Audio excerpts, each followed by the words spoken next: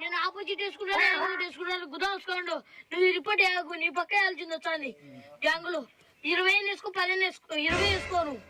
పోయినా నువ్వు కానీ మోసం చేసినావా సత్తావు.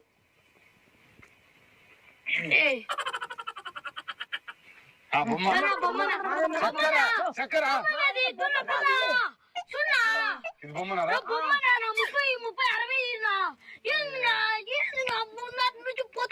60 మోసం చేస్తావు.